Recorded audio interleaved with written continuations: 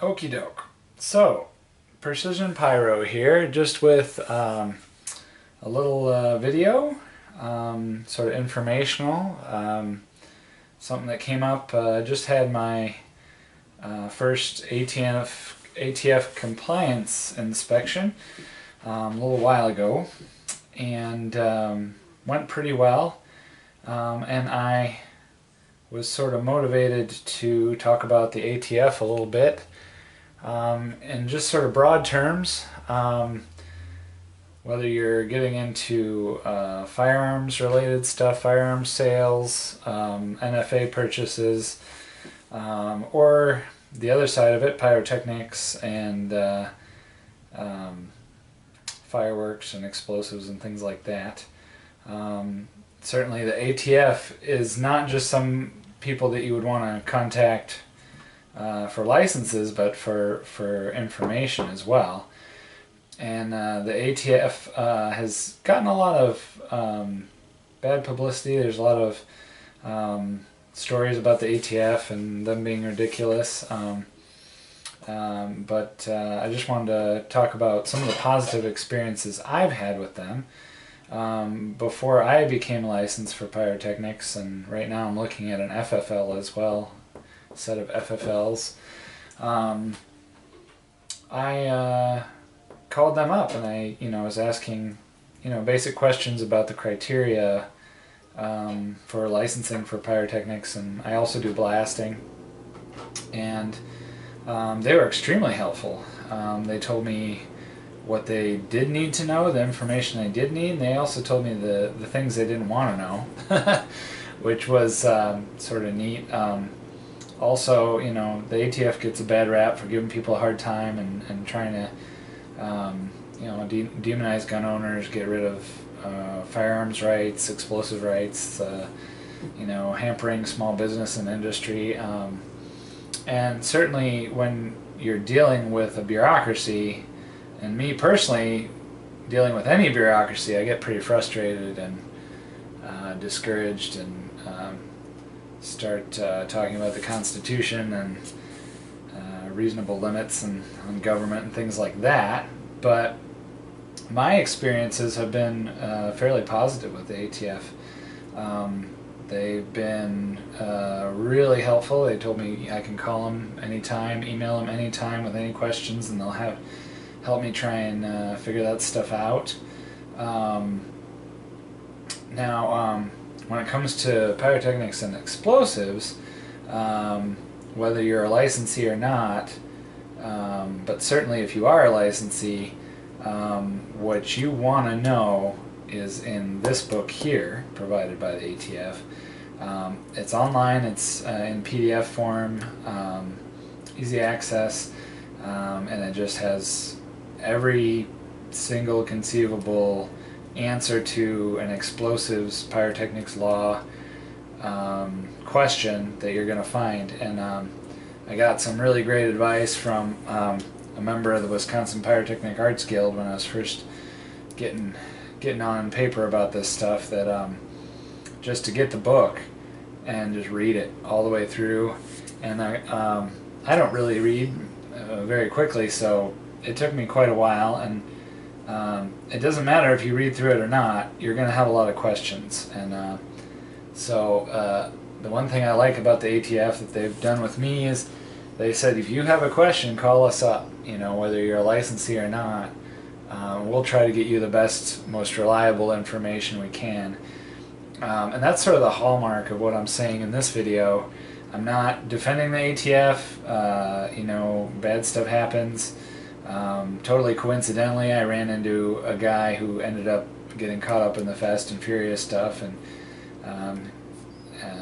so certainly things go wrong, especially when you deal with bureaucracy and large government agencies. But the ATF, in my experience, has been really, really forthcoming, and they've had an open door, open phone policy with me. That I have a question, I bring it to them, and they do their best to answer it.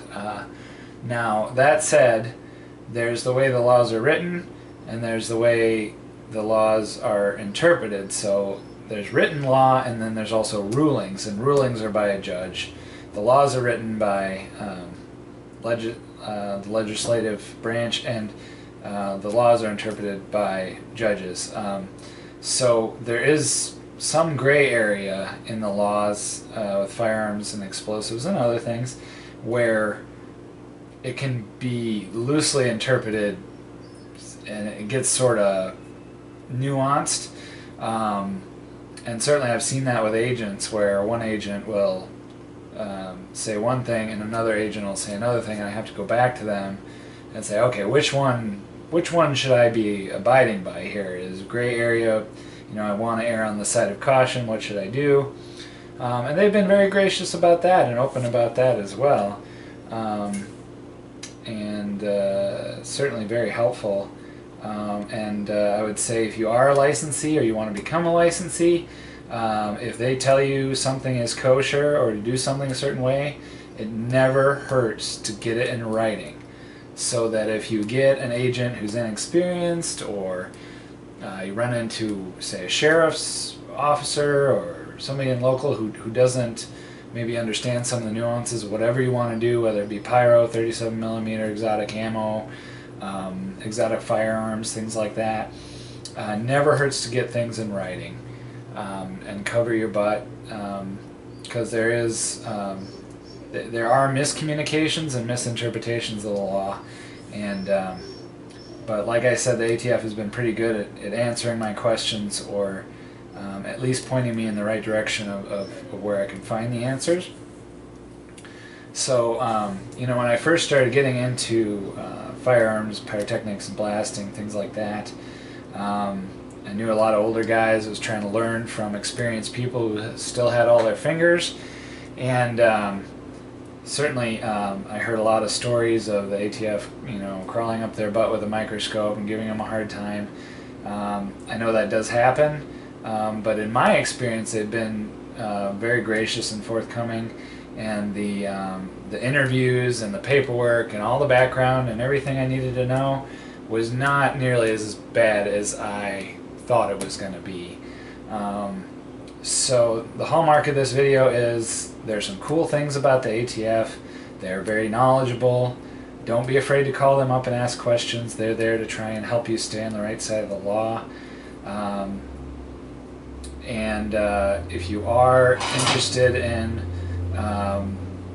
explosives, firearms, read the law, and when in doubt, get licensed, because you're on record as wanting to do things the right way, and they appreciate that.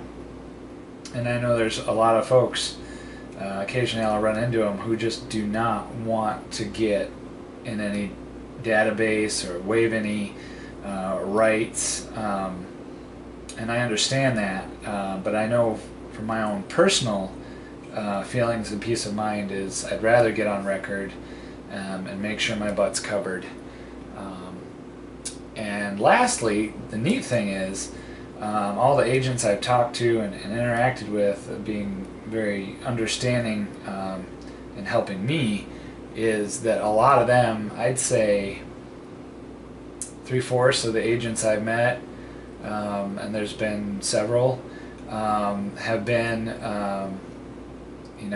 NRA members, very very understanding and defensive of constitutional rights.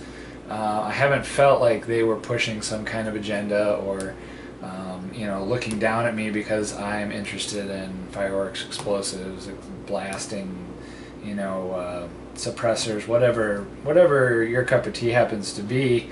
All the ones that I'm interested in, certainly they've been very understanding and not trying to restrict me or push an agenda of any kind. So just because there's a lot of bad, you hear bad things about the ATF, that doesn't mean they're all bad. I think, again, I don't like bureaucracy a whole lot most of the time, but at the same time, the ATF and other agencies, they're made up of regular people, and most of them are really good people and are doing what they're doing to sort of be able to help. And I'm an EMT, and I've been doing a lot of human services work in my life, and certainly, you know, it's something I tell folks about EMTs and firefighters and cops, is they generally get into it wanting to help people. So that was why I wanted to do this quick video, just to offer maybe some positive experiences to offset the negative, so you don't get into the idea that they're going to come after you and they are negative all the time. Certainly they will crack down on you if you are acting a fool. So learn the law. There's a lot more law in terms of firearm stuff. So if you know you're into exotic firearms, exotic ammo, things like that, there are other references. But in terms of pyrotechnics and blasting, if you like to blow stuff up, definitely get into this document. And like I said, it's online, it's on PDF, it's easy to access, and it's sort of hard to understand, so don't be afraid. In my opinion, don't be afraid to call and ask questions about it. Now, if you do want to get licensed, if you're talking about fireworks and pyrotechnics, I'd say find a local state club, pyrotechnics club, member of the Pyrotechnics Guild International.